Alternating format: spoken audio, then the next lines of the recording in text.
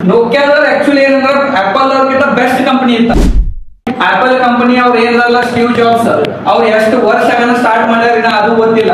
ಅಂದ್ರೆ ಏನ್ರಿ ಅವ್ರ ಜೀವನದೊಳಗೆ ಏನಾರ ಬಹಳಷ್ಟು ಮಾಡ್ಬೇಕಂತ ಅನ್ಕೊಂಡಿರ್ತಾರ, ಆದ್ರೆ ಮಾಡಕ್ ಆಗ್ತಿರಂಗಿಲ್ಲ, ಆದ್ರೆ ಸುಮ್ ಇರಂಗಿಲ್ಲ. ಅವ್ರು ಅದನ್ನ ಕಂಟಿನ್ಯೂಸ್ ಏನಂದ್ರೆ ಅಪ್ಡೇಟ್ ಮಾಡ್ಕೊಂತಿರ್ತಾರೋ. ಅವ್ರದ್ದು ಇನ್ನೊಂದು ಏನಂದ್ರೆ ಇಂಪಾರ್ಟೆಂಟ್, ಈಗ ನೀವು ನೋಡಿರ್ಬೋದು ಆಪಲ್ ಕಂಪನಿ ಬರೋಕ್ಕಿಂತ ಮೊದಲು ಒಂದು ಫೋನ್ ಇತ್ತು ಬಹಳ ಫೇಮಸ್ ಇತ್ತು. ಯಾವ್ದು ಹೇಳ್ರಿ?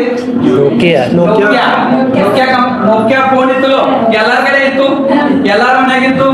ಈಗ ಯಾರ ಮನ್ಯಾಗ ಐತೆ?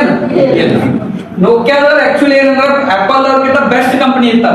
ಅವ್ರು ಏನಂದ್ರ ಏನ್ ಮಾಡಿದ್ರೆ ಮಿಸ್ಟೇಕ್ ಆಗ್ತಾನೋ ಆ ಮಿಸ್ಟೇಕ್ ಇಂದ ನಾ ಈಗ ಮಿಸ್ಟೇಕ್ ಇಂದ ಕಲಿತಿದ್ರಂದ್ರ ಅವ್ರಿಗೆ ಬೆಸ್ಟ್ ಅವ್ರು ಹೋಗ್ಬೋದಾಗಿದೆ. ಈಗ ಇವಾಗ ಅವ್ರು ನೋಕಿಯಾ ಕಂಪ್ನಿಲು ಈಗ ನಾವು ಸ್ಮಾರ್ಟ್ ಫೋನ್ ಯೂಸ್ ಮಾಡ್ತೀವಲ್ಲ ಅವು ಅದಾವ, ಆದ್ರೆ ಯಾರು ಏನ್ ಮಾಡಂಗಿಲ್ಲ ಅಂದ್ರ ತಗೊಳಂಗಿಲ್ಲ. ಒಂದ್ ಸಲ ನಿಮ್ ಮಾರ್ಕೆಟ್ ಇಂದ ಹೆಸರು ಹೋತಂದ್ರ ಅದನ್ನ ತರ್ಬೇಕಂದ್ರ ಬಾಳ ಪ್ರಯತ್ನ ಪಡ್ಬೇಕು.